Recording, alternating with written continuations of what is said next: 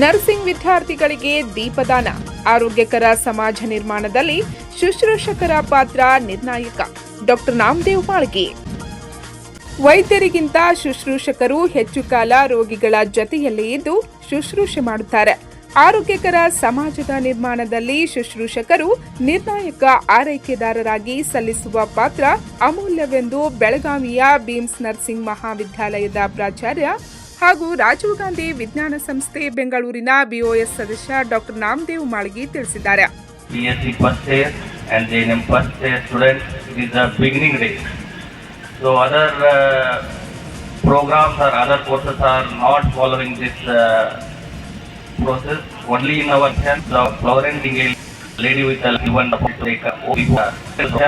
mainly usually the ceremony indicates. It is only indicates the student into the noble profession of the nursing. The ceremony indicates. It is only indicates the student into the noble profession of the nursing.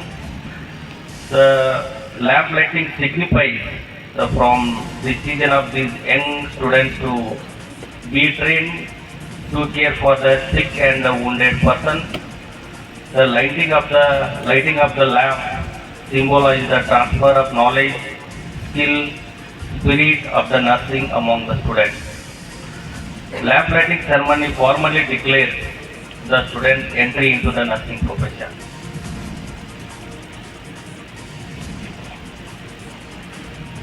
Lamp lighting symbolizes the dispelling of the darkness and ignorance with the knowledge and light. It is a ritual that invites the positive energy, wisdom and divine presence. And some important key points regarding the lamp lighting of this program. First one is the symbol of the knowledge. So lighting the lamp is one of the main symbol of the knowledge. Second one is the inviting the divine presence. Third one is dispelling the negativity of the event and auspicious beginning. So each and every one beginning were begins with lighting the lamp.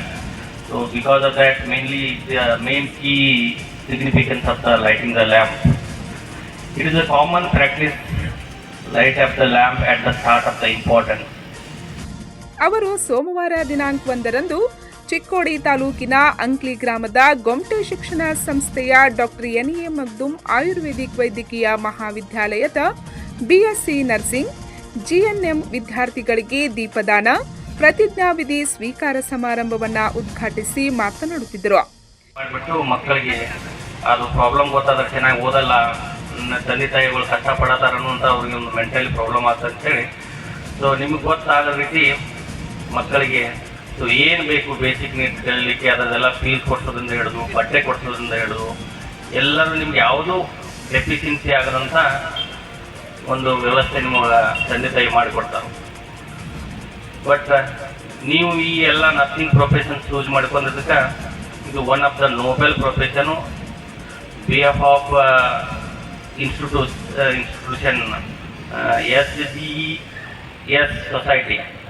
So it is one of the beautiful and wonderful and one of the prestigious institutions. You are choosing the one of the prestigious institutions. It is having the all good infrastructure and teaching and learning skills are adequate with this institution. I am congratulated with all the students and parents who are choosing the profession as well as the colleges. Okay. ಶುಶ್ರೂಷಕರ ಹುದ್ದೆ ಪವಿತ್ರವಾದದ್ದು. ಯಾವುದೇ ವೈದ್ಯರು ಒಂದು ಜೀವ ಉಳಿಸುವ ಕಾರ್ಯದಲ್ಲಿ ಶುಶ್ರೂಷಕರು ಉತ್ತಮ ಸಹಾಯಕರಾಗಿ ಕೆಲಸ ಮಾಡಬೇಕಿದೆ. ಶುಶ್ರೂಷಕ ಶಾಲೆಯ ವಿದ್ಯಾರ್ಥಿಗಳು ನೆಂಟಿಗೇಲ್ತರ ಸೇವೆ ಮಾಡಬೇಕು. ಶುಶ್ರೂಷಕರ ಹುದ್ದೆಯವರಿಗೆ ತಾಯ್ತನ, ಕರುಣೆ, ಮಮತೆ, ಸಹನೆ ಮತ್ತು ತಾಳ್ಮೆ ಎಲ್ಲರಲ್ಲೂ ಇರಬೇಕು. ಎಲ್ಲ ರೋಗಿಗಳನ್ನು ತಾಳ್ಮೆಯಿಂದ ಪರಿಶೀಲಿಸಿ ಜೀವ ಉಳಿಸುವ ಕೆಲಸಗಳನ್ನು ಮಾಡಬೇಕು. ವೃತ್ತಿಯಲ್ಲಿ ಮುಖ್ಯವಾಗಿ ನಿಸ್ವಾರ್ಥ ಸೇವೆಯ ಮನೋಭಾವ ಬರಬೇಕಿದೆ. ರೋಗಿಯ ಚಿಕಿತ್ಸೆಯಲ್ಲಿ ಅರೆ ವೈದ್ಯಕೀಯ ಸಿಬ್ಬಂದಿಯೂ ಮುಖ್ಯ. ಇಂದು ವೈದ್ಯರು ಹಾಗೂ ಅರೆ ವೈದ್ಯಕೀಯ ಸಿಬ್ಬಂದಿ ಒಂದು ತಂಡದಂತೆ ಕೆಲಸ ನಿರ್ವಹಿಸುತ್ತದೆ. ಅರೆ ವೈದ್ಯಕೀಯ ವೃತ್ತಿ ಶಿಕ್ಷಣ ಪಡೆದು ವೈದ್ಯಕೀಯ ತಂಡದ ಒಂದು ಭಾಗವಾಗಿ ಕೆಲಸ ನಿರ್ವಹಿಸಬಹುದು ಎಂದು ಅವರು ತಿಳಿಸಿದರು. ನಾವು ಇಷ್ಟೆಲ್ಲ ಖರ್ಚು ಮಾಡಿ ಕಲಿಸ್ತಾ ಇದ್ದೀವಿ, ಮಕ್ಕಳ ಭವಿಷ್ಯ ಏನು ಅಂತ ಒಂದು ಯಾವಾಗಲೂ ಕ್ವಶನ್ ಮಾರ್ಕ್ ಕಾಡ್ತಾ ಇರ್ತಾರೆ. ಬಟ್ ನಾ ಇವತ್ತು ನಿಮ್ಗೆ ಗ್ಯಾರಂಟಿ ಕೊಡ್ತೇನೆ, ನರ್ಸಿಂಗ್ ಪ್ರೊಫೆಷನ್ ಅನ್ನೋದು ಒಂದು ಗ್ಯಾರಂಟಿ ಕೋರ್ಸ್ ಇದ್ದಾಗಿರ್ತದೆ. ಯಾಕಂದ್ರೆ ಇವತ್ತೇ ಈ ಕೋರ್ಸ್ ನೀವು ಕಂಪ್ಲೀಟ್ ಮಾಡಿ ಹೊರಗಡೆನೆ ನಾಳೆಗೆ ಹೊರಬೇಕಂತದ, ನಾಳಿನ ನೀವು ಇಮಿಡಿಯೇಟ್ ಜಾಯಿನ್ ಆಗ್ಲಿಕ್ಕೆ ಇರುವಂಥ ಒಂದು ಅಪಾರ್ಚುನಿಟಿ ಯಾವುದಾದ್ರೂ ಇದ್ರೆ ಅದು ನಮ್ಮ ನರ್ಸಿಂಗ್ ಪ್ರೊಫೆಷನ್ ಅಂತೇಳಿ ನಾನು ಅತ್ಯಂತ ಹೆಮ್ಮೆಯಿಂದ ಇವತ್ತು ಹೇಳ್ತಾ ಇದ್ದೇನೆ. ಯಾಕಂತಂದ್ರೆ ತಂದೆ ತಾಯಿಗಳಿಗೆ ಏನಾಗಿರ್ತೈತಿ, ಮಕ್ಕಳು ಕಲ್ತ್ಕೊಳ್ಳೆ ಇಮಿಡಿಯೇಟ್ ನೌಕರಿ ಸಿಗಬೇಕಾದಂಥದ್ದು ಎಲ್ಲರದು ಒಂದು ಆಶಾಭಾವ ಇದೆ. ಸೊ ಅದಕ್ಕೆ ಉಳಿದೆಲ್ಲ ಕೋರ್ಸ್ಗಳು ಕಲಿತು ಅಪ್ಲಿಕೇಶನ್ ಕಾಲ್ ಮಾಡಬೇಕು ಅಥವಾ ಓಪನಿಂಗ್ ತರಂಗಿಲ್ಲ, ಇದೆಲ್ಲ ಅದರ್ ಪ್ರಾಬ್ಲಮ್ಸ್ ಇರ್ತಾವೆ. ಬಟ್ ನಮ್ಮ ನರ್ಸಿಂಗ್ ಪ್ರೊಫೆಷನ್ಸ್ ಹೆಂಗಿದೆ ಅಂತಂದ್ರೆ ಇವತ್ತು ಮುಗಿಸಿ ರಿಜಿಸ್ಟ್ರೇಷನ್ ಆದ್ಮೇಲೆ ನಾವು ಎಲಿಜಿಬಲ್ ಯಾವ್ದು ಹಾಸ್ಪಿಟಲಲ್ಲಿ ನಾವು ವರ್ಕ್ ಮಾಡಲಿಕ್ಕೆ ಎಲಿಜಿಬಲ್ ಇರ್ತೀವಿ. ಸೊ ಗೌರ್ಮೆಂಟ್ ಆಗಿರ್ಬೋದು, ಪ್ರೈವೇಟ್ ಆಗಿರ್ಬೋದು, ಸೊ ಭಾಳ ಜಾಬ್ ಅಪಾರ್ಚುನಿಟಿಗಳು ನಾವು. ಈ ವೇಳೆ ಸಂಸ್ಥೆಯ ಅಧ್ಯಕ್ಷರಾದ ಎನ್ಎ ಮಗ್ದುಮ್ ಮಾತನಾಡಿ, ಶಿಕ್ಷಣವು ವ್ಯಕ್ತಿಯ ಬದುಕಿಗೆ ಉತ್ತರವಾಗಬೇಕೇ ಹೊರತು ಪ್ರಶ್ನೆಯಾಗಿರಬಾರದು. ಶಿಕ್ಷಣ ವ್ಯಕ್ತಿಯನ್ನು ಸ್ವಾವಲಂಬಿಯನ್ನಾಗಿ ಮಾಡಬೇಕು. ವೃತ್ತಿ ಶಿಕ್ಷಣ ಕೋರ್ಸ್ಗಳು ದುಡ್ಡು ಸಂಪಾದನೆಗೆ ಮಾತ್ರ ಸೀಮಿತಗೊಳ್ಳದೆ ಸಾಧನೆ ಮತ್ತು ಕೊಡುಗೆಗಳನ್ನು ಗುರಿಯೊಂದಿಗೆ ವಿದ್ಯಾರ್ಥಿಗಳನ್ನು ಬೆಳೆಸುತ್ತವೆ. ದೀಪವನ್ನು ಹಿಡಿದು ಪ್ರತಿಜ್ಞಾವಿಧಿಯನ್ನು ಸ್ವೀಕರಿಸಿ ಆರೋಗ್ಯ ಕ್ಷೇತ್ರಕ್ಕೆ ಪಾದಾರ್ಪಣೆ ಮಾಡಿದ ತಮಗೆಲ್ಲರಿಗೂ ಉತ್ತಮ ಉಜ್ವಲ ಭವಿಷ್ಯವಿದೆ. ಪ್ರಸ್ತುತ 2025ರ ಆರ್ಥಿಕ ವರ್ಷದಲ್ಲಿ ಸುಮಾರು 60 ಲಕ್ಷ ದಾದಿಯರ ಅವಶ್ಯಕತೆ ಇದೆ.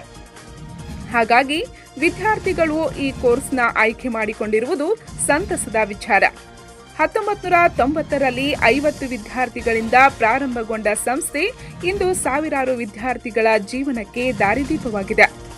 ನಮ್ಮ ಶಿಕ್ಷಣ ಸಂಸ್ಥೆ ಬಡ ಪ್ರತಿಭಾನ್ವಿತ ವಿದ್ಯಾರ್ಥಿಗಳಿಗೆ ಎಲ್ಲ ರೀತಿಯಿಂದಲೂ ಉತ್ತೇಜಿಸಿ ಉತ್ತಮ ಶಿಕ್ಷಣ ನೀಡುತ್ತಿರುವ ಹೆಗ್ಗಳಿಕೆಗೆ ಪಾತ್ರವಾಗಿದೆ.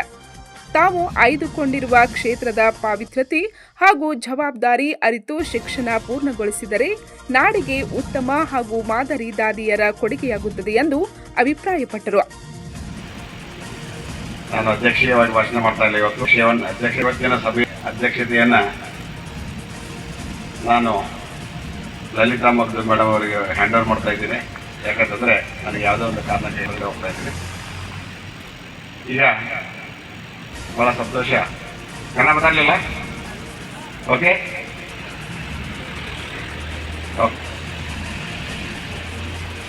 ಭಾಳ ಖುಷಿ ಆಗ್ತದೆ. ಇವತ್ತು ನಮ್ಮ ವಿದ್ಯಾರ್ಥಿಗಳು, JNM ವಿದ್ಯಾರ್ಥಿಗಳು, BSc ವಿದ್ಯಾರ್ಥಿಗಳು ಇದೇ ವರ್ಷ ಅಡ್ಮಿಷನ್ ತಗೊಂಡಿದ್ದೀರಿ. ಭಾಳ ಒಂದು ಕನಸು ಹಚ್ಕೊಂಡು ಬಂದಿದ್ದೀರಿಗೆ. ನಾನು ನರ್ಸಿಂಗ್ ಮುಗಿಸ್ಬೇಕು, ನಾನು ಏನೋ ಮಾಡಬೇಕು, ನನ್ನ ಪ್ರೊಫೆಷನ್ ಮಾಡಬೇಕು, ನನ್ನ ಕಾಲ ಮೇಲೆ ನಾನು ಸ್ವತಃ ನಿಲ್ಲಬೇಕು ಅಂತಕ್ಕಂಥ ಒಂದೇನು ಛಲ ಹೊತ್ತಿದಾರಲ್ಲ, ಅದಕ್ಕೆ ನಾನು ನಿಮಗೆ ಫಸ್ಟ್ ಅಪ್ರಿಷಿಯೇಟ್ ಮಾಡ್ತೀನಿ. ಒಂದು ಕಾಲ ಇತ್ತು, ಒಂದು ಟೈಮಲ್ಲೇ ನಾನು ನರ್ಸಿಂಗ್ ಸ್ಕೂಲ್ ಸ್ಟಾರ್ಟ್ ಮಾಡಿದಾಗ 1998 ಬಹುಶಃ 97-98 ನರ್ಸಿಂಗ್ ಹುಡುಗರು ಕರ್ಕೊಂಡು ಬರ್ಬೇಕಂತಂದ್ರೆ ಇದೊಂದು ದೊಡ್ಡ ಒಂದು ಕುಸ್ತಿ. ಅದು ಎಲ್ಲಿ ಹೋದ್ರು ನರ್ಸಿಂಗ್ ಹುಡುಗರು ಯಾರು ಬರ್ತಾ ಇರಲಿಲ್ಲ. ಅಯ್ಯೋ ನರ್ಸಿಂಗ್ ಹೋಗ್ಬೇಕ ಬೇಡ. ಅದಕ್ಕೆ ನಾನು ಏನು ಮಾಡ್ತಿದ್ದೆ, ಎಲ್ಲೋ ಮಡಿಕೇರಿನೋ ಕೂರ್ಗೋ ಆ ಕಡೆ ಹೋಗಿ ಹುಡುಗರು ಕರ್ಕೊಂಡ್ಬರ್ತಿದ್ದೆ. ಆಮೇಲೆ ಹೋಗ್ತಾ ಹೋಗ್ತಾ ಕೇರಳಕ್ಕೆ ಹೋಗಿ ಕರ್ಕೊಂಡ್ಬರ್ಲಿಕ್ಕೆ ಶುರು ಮಾಡಿದ್ವಿ. ನಮ್ಮ ಜನರಿಗೆ ಅದ್ರ ಬಗ್ಗೆ ಅವೇರ್ನೆಸ್ ಇರಲಿಲ್ಲ. ಇವತ್ತು ಪರಿಸ್ಥಿತಿ 25 ವರ್ಷಗಳ ಮೇಲೆ 30 ವರ್ಷಗಳ ಮೇಲೆ ಪರಿಸ್ಥಿತಿ ಹೇಗೆ ಬದಲಾಗಿದೆ ಅಂತಂದ್ರೆ, ಇಡೀ ದೇಶ, ಇಡೀ ರಾಜ್ಯದಲ್ಲಿರ್ತಕ್ಕಂಥ ಹೊಸ ಯುವ ಪೀಳಿಗೆ ಏನಿದೆಯಲ್ಲ, ಇವರಿಗೆ ಈಗ ಗೊತ್ತಾಗಿದೆ ನರ್ಸಿಂಗ್ ಪ್ರೊಫೆಷನ್ ಅಂದ್ರೆ ಏನು, ಅದಕ್ಕೆ ಏನು ಮಹತ್ವ ಇದೆ, ಅದರಿಂದ ನಾವು ಜೀವನವನ್ನು ಹೆಂಗೆ ಕಟ್ಕೋಬಹುದು, ಈ ದೇಶಕ್ಕೆ ನಾವು ಹೇಗೆ ಸೇವಾ ಕೊಡ್ಬೋದು ಅಂತಕ್ಕಂಥ ಒಂದು ವಿಷಯ ಈಗ ನಮ್ಮ ಎಲ್ಲ ಯುವ ಪೀಳಿಗೆ ಗೊತ್ತಾಗ್ಬಿಟ್ಟಿದೆ. ಗೊಮ್ಟೆ ಶಿಕ್ಷಣ ಸಂಸ್ಥೆಗಳ ಖಜಾಂಚಿ ಸೌ ಲಲಿತಾ ಮಗ್ದುಮ್ ಸಮಾರಂಭದ ಅಧ್ಯಕ್ಷತೆಯನ್ನು ವಹಿಸಿ ಮಾತನಾಡುತ್ತಾ, ತರಬೇತಿ ಪಡೆದ ದಾದಿ ಮನುಕುಲಕ್ಕೆ ದೊರೆತ ವರದಾನ. ದಾದಿಯರು ಆರೋಗ್ಯ ಸೇವೆ ಉದ್ಯಮದ ಬೆನ್ನೆಲುಬು. ಅವರ ತ್ವರಿತ ಚಿಂತನೆ ಮತ್ತು ನಿರ್ಣಾಯಕ ನಿರ್ಧಾರ ತೆಗೆದುಕೊಳ್ಳುವ ಸಾಮರ್ಥ್ಯದಿಂದಾಗಿ ತುರ್ತು ಸಂದರ್ಭಗಳಲ್ಲಿ ಮುಂಚೂಣಿಯ ಪ್ರತಿಕ್ರಿಯೆಗಳನ್ನು ಒದಗಿಸುವಲ್ಲಿ ಅವರು ನಿರ್ಣಾಯಕರಾಗಿದ್ದಾರೆ. ವೈದ್ಯರು ರೋಗಿಗಳಿಗೆ ಚಿಕಿತ್ಸೆ ನೀಡಬಹುದು, ಆದರೆ ಮಾನಸಿಕ ಧೈರ್ಯ ತುಂಬಿ ರೋಗಿಯನ್ನು ಸಂಪೂರ್ಣ ಗುಣಮುಖ ಮಾಡುವ ಜವಾಬ್ದಾರಿ ಅರೆವೈದ್ಯಕೀಯ ಸಿಬ್ಬಂದಿ ಹೊಂದಿರುತ್ತಾರೆ ಎಂದರು. ಯಾಕಂದ್ರೆ ನಿಮ್ಮ ನೇಚರು ಅಥವಾ ನೀವು ಮಾಡೋ ಸೇವೆ ಈ ತರ ಇರಬೇಕು. ಇನ್ನೊಂದು ಮೊದಲೇ ಹೇಳಿದ್ರು, ನಾನು ಏನು ಹೇಳಿ, ಫ್ಯಾಮಿಲಿ ಕೆಲಸ ಮಾಡ್ಲಿಕ್ಕೆ ಹೋಗ್ಬೇಡಿ, ತಂದೆ ತಾಯಿನ ನೀವೇ ಲೆವೆಲ್ಗೆ ಹೋದ್ರು ಮರಿಲಿಕ್ಕೆ ಹೋಗ್ಬೇಡಿ. ಯಾಕಂದ್ರೆ ಈಗ ನೀವು ಲ್ಯಾಂಪ್ ಲೈಟಿಂಗ್ ಅಥವಾ ಇಲ್ಲಿ ಒಬ್ಬೊಬ್ಬರು ಬರ್ತಿರಾಗ ಕೆಲವೊಂದು ಪೇರೆಂಟ್ಸ್ ಮುಖದಲ್ಲಿ ನಾನು ನೋಡಿದೆ, ಅವರ ಕಣ್ಣಲ್ಲಿರುವ ಆಸೆ, ಮುಖಲಿರುವ ಯಾವತ್ತೂ ನೀವು ಹೀಗೆ ಇರ್ಲಿಕ್ಕೆ ಕೊಡಿ. ನೀವಿರುವವರೆಗೆ ಅಥವಾ ಅವರಿರುವವರೆಗೆ ಅವ್ರ ಮುಖದಲ್ಲಿ ಇದೇ ಖುಷಿ ನಿಮ್ಮಿಂದ ಸಿಗಲಿ ಅಂತ. ಯಾಕಂದ್ರೆ family plus profession equal to life. ಅದಕ್ಕೆ ಇನ್ನೊಂದು ನೀವು ಡ್ಯೂಟಿ ಮೇಲಿದ್ದಾಗ ಯಾರು ನಿಮ್ಮ ಶತ್ರು ಇರಲಿ, ಮಿತ್ರರಿರಲಿ ಅಥವಾ ನಿಮ್ಮ ಫ್ಯಾಮಿಲಿಯವರು ಇರಲಿ, ನಿಮ್ಗೆ ಆಗದೇ ಇರೋದವ್ರು ಇರಲಿ, ನಿಮ್ದು ಮೋಟೋ ಒಂದೇ ಇರಬೇಕು, ಅವ್ರ ಸೇವೆ. ನನಗನ್ಸುತ್ತೆ ಎಲ್ಲ ಪ್ರೊಫೆಷನಲ್ಲಿ ಗ್ರ್ಯಾಜುಯೇಟ್ ಆದಮೇಲೆ ಕೊಡ್ತಾರೆ, ಬಟ್ ನಿಮಗೆ ಮಾತ್ರ ಮೊದಲೇ ಕೊಡ್ತಾರೆ. ಯಾಕಂತಂದ್ರೆ ನನಗನ್ಸುತ್ತೆ MD MS ಅಥವಾ ಯಾರೇ ಸೂಪರ್ ಸ್ಪೆಷಲಿಸ್ಟ್ ಯಾರೇ ಇದ್ರೂ ಕೂಡ ಅವರೆಲ್ಲ ಡಿಪೆಂಡ್ ಆಗಿರೋದು ನಿಮ್ಮ ಮೇಲೆ. ಈ ವೇಳೆ ಸಂಸ್ಥೆಯ ಕಾರ್ಯದರ್ಶಿಯಾದ ಸುರೇಶ್ ಚೋಗ್ಲಾ ತಮ್ಮ ಅನಿಸಿಕೆ ವ್ಯಕ್ತಪಡಿಸಿದರು. Them have expressed, told the importance and the need of the nurses in coming back. So definitely this is one of the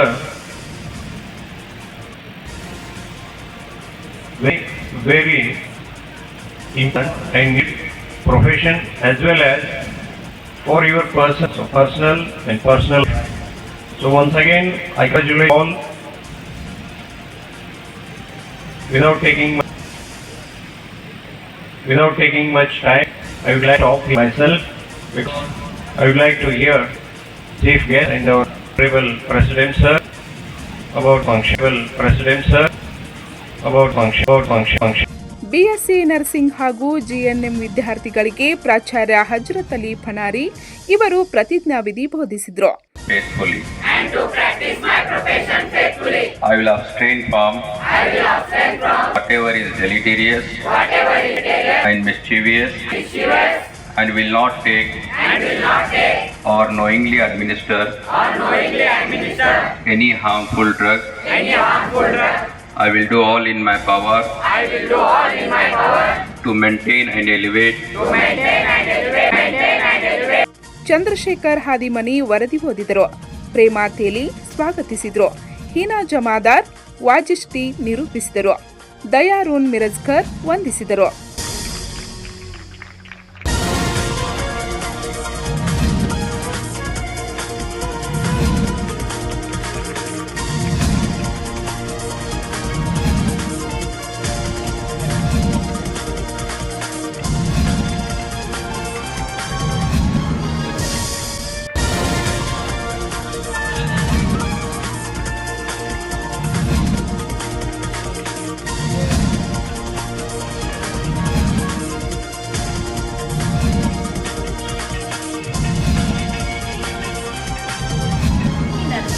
with distinction and is pursuing his PhD.